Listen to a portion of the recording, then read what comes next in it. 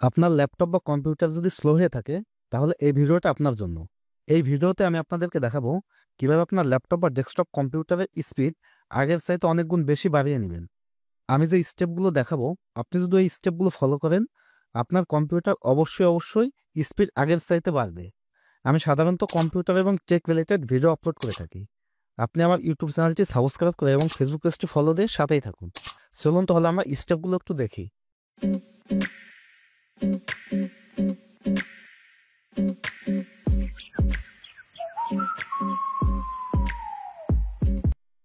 যখন আমরা আমাদের কম্পিউটারটি নিয়মিত ব্যবহার করি, তখন আমাদের প্রয়োজন অপ্রয়োজনে বিভিন্ন ফাইলগুলো আমরা ডিলিট করে থাকি এবং বিভিন্ন সফটওয়্যার ইনস্টল করে থাকি।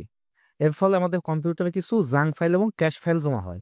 জাঙ্ক ফাইল এবং ক্যাশ ফাইলের পরিমাণ যত বাড়ে, আমাদের পিসিটা আস্তে আস্তে স্লো হতে থাকে।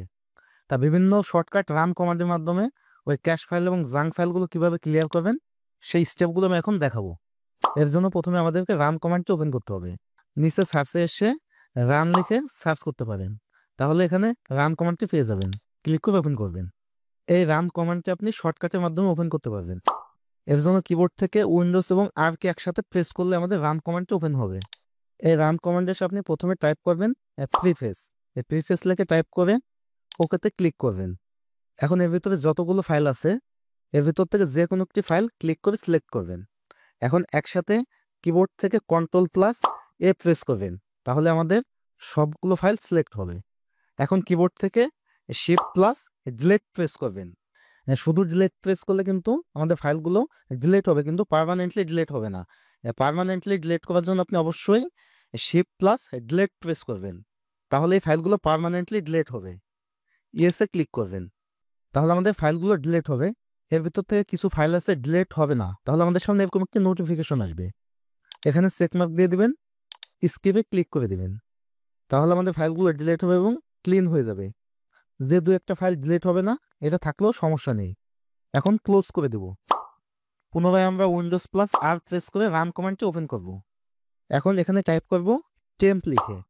কিবোর্ড থেকে ইন্টার প্রেস করব অথবা ওকেতে ক্লিক করব। এই ফোল্ডারের ভিতরে যতগুলো ফাইল আছে, আগের মতোই যে কোনো একটির উপরে ক্লিক করে সিলেক্ট করব। এখন কিবোর্ড থেকে কন্ট্রোল+A দিয়ে সবগুলো সিলেক্ট করব। পার্মানেন্টলি ডিলিট করার জন্য শিফট+ডিলিটে প্রেস করব। ইয়েসে ক্লিক করব, তাহলে আমাদের ফাইলগুলো ডিলিট হয়ে যাবে। কিছু ফাইল ডিলিট হবে না, আগের মতোই চেকমার্ক দিয়ে দেবো, স্কিপ করে যাব, তাহলে আমাদের সবগুলো ফাইল ডিলিট হয়ে যাবে। ক্লোজ করে দেব। আবার আমরা রান কমান্ডটি ওপেন করব উইন্ডোজ+আর প্রেস করে। এখন আমরা টাইপ করব %temp%। কিবোর্ড থেকে ইন্টার প্রেস করব অথবা ওকেতে ক্লিক করব।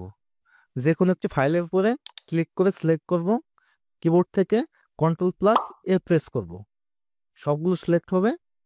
পার্মানেন্টলি ডিলিট করার জন্য কিবোর্ড থেকে শিফট+ডিলিটে প্রেস করব। ইয়েসে ক্লিক করে সবগুলো ফাইল ডিলিট করে দেব। কিছু ফাইল আমাদের ডিলিট হবে না, এর জন্য চেকমার্ক দিয়ে দেবো, স্কিপ করে যাব। সবগুলো ফাইল ডিলিট হওয়া পর্যন্ত অপেক্ষা করবেন। ডিলিট শেষ হলে আমরা ক্লোজ করে দেব। এখন আমরা পুনরায় আবার রান কমান্ড ওপেন করব। কিবোর্ড থেকে উইন্ডোজ+আর প্রেস করব। এখন এখানে আমরা টাইপ করব ক্লিন mgr। কিবোর্ড থেকে ইন্টার প্রেস করব অথবা ওকেতে ক্লিক করব। এখানে আমাদের সি ড্রাইভ সিলেক্ট করা থাকবে, ওকেতে ক্লিক করব। ফাইল টু ডিলিট, এখানে সবগুলোতে চেকমার্ক দিয়ে দিবেন। যেগুলোতে চেকমার্ক দেওয়া নাই সবগুলো চেকমার্ক দিবেন।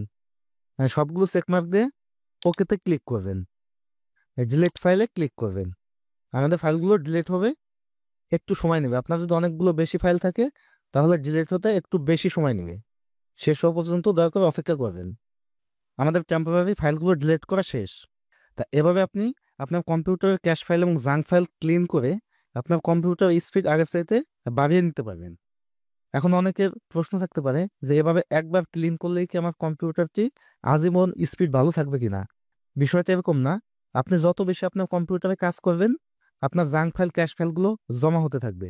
তা আপনার কাজের উপর নির্ভর করে 1 সপ্তাহ পর পর বা 15 দিন বা অন্তত মাসে একবার হলেও এভাবে আপনার ক্যাশ ফাইল এবং জাঙ্ক ফাইলগুলো আপনি ক্লিন করে নেবেন, তাহলে আপনার কম্পিউটারটি রেগুলার স্মুথ থাকবে। ভিডিওটি কেমন লাগলো মতামত জানিয়ে কমেন্টস করবেন। ভিডিওটি যদি আপনার কাছে হেল্পফুল মনে হয়ে থাকে বা আমি যে স্টেপগুলো দেখাইছি সেগুলো দেখে যদি আপনার কম্পিউটার আপনি প্রপারলি করতে পারেন, তাহলে আমাকে একটু কমেন্টস করে জানাবেন। অথবা গুড ভিডিও, ইয়েস বা নাইস ভিডিও, এই টাইপের কিছু একটা কমেন্টস করবেন। তাহলে আমি বুঝবো যে আপনি আপনার কম্পিউটারে এটি করতে পারছেন। তা আজ এই পর্যন্ত, দেখা হবে পরবর্তী কোনো ভিডিওতে। অবশ্যই ইউটিউব চ্যানেলটি সাবস্ক্রাইব করতে ভুলবেন না।